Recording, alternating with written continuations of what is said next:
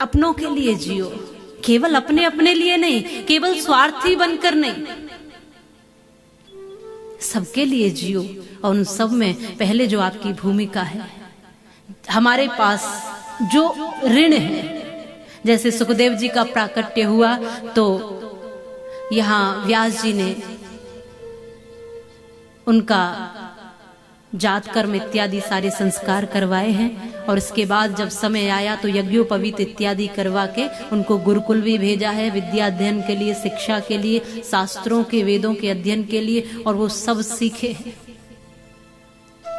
हमारे शास्त्रों में ऋषियों ने कदम कदम को सुंदर बनाने की विधा लिखी है, नियम लिखे हैं। ये 16 संस्कार भी जीवन में इसीलिए दिए हैं कि हम संस्कारवान होकर के सुंदर बन जाएं, श्रेष्ठ बन जाएं। यज्ञोपवीत संस्कार व्यास जी ने करवाया सुखदेव जी महाराज का कि जाओ वेद विद्या को ग्रहण करके आओ। वेद विद्या ग्रहण की, और वो यज्ञोपवीत सभी का होना चाहिए, सब बालकों का भी और बालिकाओं का भी। कई बार तो लोग कहते हैं कि बालिकाओं का नहीं होता, तो ऐसी परंपरा आर्ष परंपरा नहीं है। जो श्रेष्ठों की परंपरा रही है, जो वैदिक काल से परंपरा रही है, वो सबके लिए, बालक और बालिकाओं सबके लिए वेदाध्ययन बताया है, और सबके यज्ञोपवीत संस्कार होते थे। क्योंकि यज्ञोपवीत संस्कार का मतलब है कि 3 धागे ये हमें बता रहे हैं कि हमारे ऊपर माता पिता का ऋण है, एक धागा कहता है, दूसरा ये संकेत करता है कि देवताओं का ऋण है, और तीसरा जिस मिट्टी में जी रहे हैं इस मातृभूमि का ऋण है। तो ये तीनों ऋण बालकों पे भी हैं, तो तीनों ऋण ये बालिकाओं पर भी लागू होते हैं। तो इन ऋणों से उऋण होने के लिए हम यज्ञोपवीत इत्यादि और वेद विद्याओं को, अपनी संस्कृति और संस्कारों को समझें, अपने अपने कर्तव्य को सभी निभाएं, अपने अपने बोध को सभी स्वीकार करें, सब जाने कि हमारा अपना अपना कर्तव्य क्या है। और यहां इसके बाद जब थोड़ा बड़े हुए सुखदेव जी आए विद्या अध्ययन करके, तो व्यास जी ने कहा कि अब गृहस्थ धारण कर लो। सुखदेव जी कहते कि इतना वेद अध्ययन किया, इतना शास्त्रों का अध्ययन किया, इतना कुछ आध्यात्म को सीखा, अब तो मैं वैरागी होने जा रहा हूं, आप मुझे गृहस्थ में डाल रहे हो।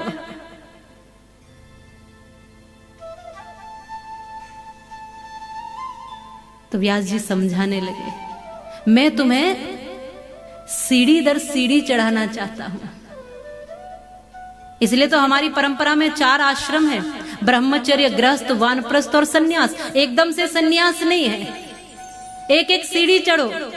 कहते ना कि जो ऊपर तखत पर, गद्दे पर, बेड पर, वो ऊपर जो ऊंचाई पर सो रहा होगा, ऊंचाई पर बैठा होगा, उसको गिरने का डर है। जमीन में लेटे हुए बैठे हुए को गिरने का डर नहीं होता। तो एक एक कदम मजबूती से बढ़ेंगे तो भय नहीं होगा। तो गृहस्थ की ओर इशारा कर रहे कि गृहस्थ में जाओ।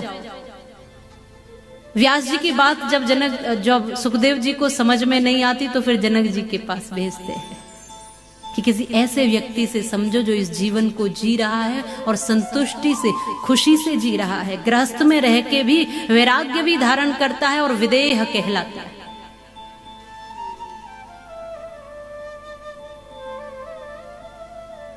अब ना तो ब्रह्मचर्य रहा, ना तो गृहस्थ ही सुंदर दिखता है। गृहस्थ नहीं, अब तो ग्रस्त हो गया, गृहस्थ का ग्रस्त हो गया। वानप्रस्थ में भी हम उलझे से ही हैं, और सन्यास भी, जो उसकी पवित्रता, जो उसकी श्रेष्ठता थी।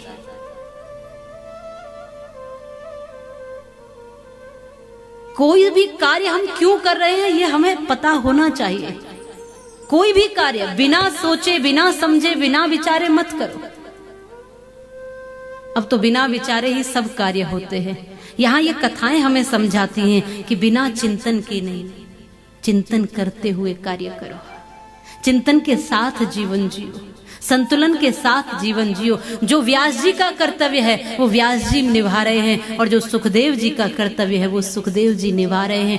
पहले बड़ों का आदेश और इशारा है, पहले बड़ों ने कहा कि इन संतानों को कहां भेजना है, किस ओर ले जाना है, और फिर संतानों का निर्माण हो रहा है। ये यहाँ व्यास और सुखदेव जी की कथा कहना चाहती है कि जीवन का संतुलन, दोनों पीढ़ियों का संतुलन आवश्यक है। जैसे उदाहरण के लिए एक जंगल में आग लगी है, उस आग में दो लोग फंसे, एक अंधा और एक लंगड़ा, बाकी सब निकल गए क्योंकि अंधे को दिखाई नहीं देता और लंगड़े से चला नहीं जाता, दोनों फंसे हैं। अब क्या करें, आग बढ़ती जा रही है तो दोनों ने एक समझौता कर लिया। जो अंधा है उसने लंगड़े को अपने कंधे पर बिठा लिया। भाई एक के पैर हैं और एक की आंखें हैं, एक देखेगा और एक चलेगा, ये संतुलन ही है। यदि संतुलन नहीं बनता तो दोनों उस आग में जलकर समाप्त हो जाते। अंधा कौन है? जवानी, और लंगड़ा कौन है? बुढ़ापा। तो इस जवानी और बुढ़ापे को भी संतुलन बनाना पड़ेगा। बुजुर्गों को और आज की पीढ़ी को संतुलन बनाकर चलना पड़ेगा। आज तरक्की का युग है,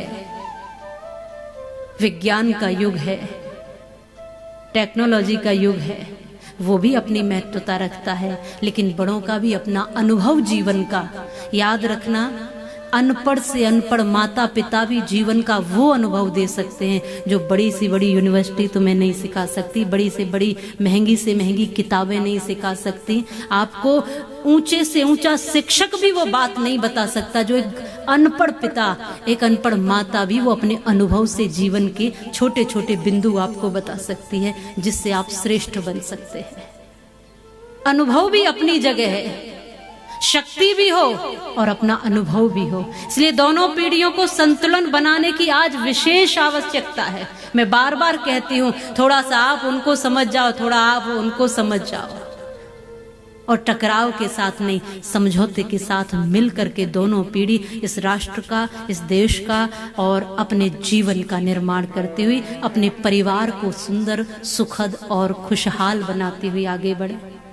नहीं तो लड़ते रहो, झगड़ते रहो इसी बात पर कि मैं बहुत जानता हूं। पिता कहता है मेरा अनुभव ज्यादा और पुत्र कहता है मेरा ज्ञान ज्यादा। अब ज्ञान और अनुभव टकरा रहे। पुत्र कहता है मैं तुम्हारे पास क्या बैठूं, तुमसे ज्यादा शिक्षा मैंने पाई है। पुत्र ये कहता है कि मैंने तुमसे ज्यादा ज्ञान पाया है। पिता कहता है मुझे तुमसे ज्यादा अनुभव है। अब झगड़ते रहो और परिवार को बिखेरते रहो। क्या किसका कर्तव्य है, वो अपने अपने कर्तव्य को निभाए और संतुलन बनाए जीवन में। ये हमें देवी भागवत कथा सिखा रही है। और माँ भगवती से प्रार्थना भी करें, माँ थोड़ी सी नम्रता हमारे जीवन में दो। बड़ा होना कद से कोई बड़ा नहीं होता, स्वभाव से व्यक्ति बड़ा होता है। कोई बहुत लंबा है तो वो बड़ा नहीं होगा।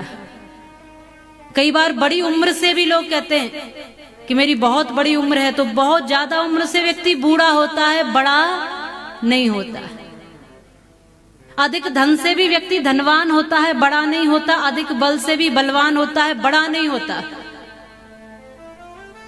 छोटे छोटे से व्यवहार से, अपने स्वभाव से। यहां सुखदेव जी ज्ञान प्राप्त करके तो आए हैं, ज्ञान तो अपार है, लेकिन अब उस ज्ञान को व्यवहार के रूप में बदलने के लिए जनक जी के पास भेज रहे हैं व्यास जी।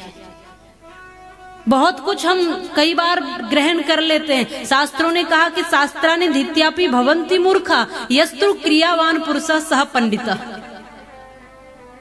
बहुत कुछ प्राप्त कर लिया। अब रावण को भी तो ज्ञान था बहुत, लेकिन ऐसा ज्ञान किस काम का जो अपना ही विनाश कर ले, अपना ही अहित कर ले। ज्ञान वही कार्य का है।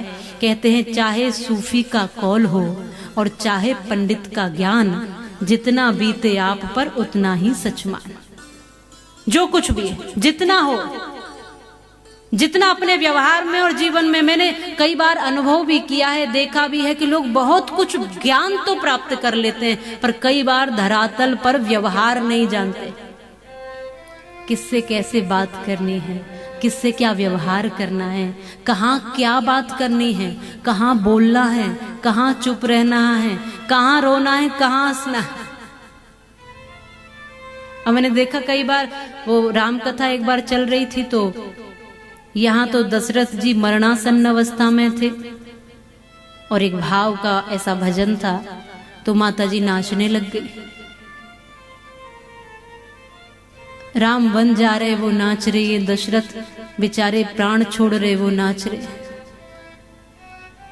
अब पता ही नहीं है कि कहाँ क्या करना है, और वो अकेली नाच रही है पूरे समय। उनको लग रहा है मुझसे बढ़िया कोई नाचता नहीं। कहाँ बोलना, जहां बोलने की जरूरत पड़ती है हम कई बार चुप हो जाते हैं, होते हैं कि नहीं, और जहां चुप रहना हो वहां कई बार बोलते रहते हैं। ये भी तो एक व्यवहार है, ये बहुत कम लोग जानते हैं। कथाओं में भी लोग मुश्किल से ही चुप हो पाते हैं। इस व्यवहार के लिए जनक जी के पास भेज रहे कि धरातल पर उस ज्ञान को कैसे जिया जाए, इसके लिए आपको विदेह जी के पास जाना चाहिए। जो जी रहा है जीवन को, जो कुशल पूर्वक जी रहा है, उसी के पास तो भेजेंगे।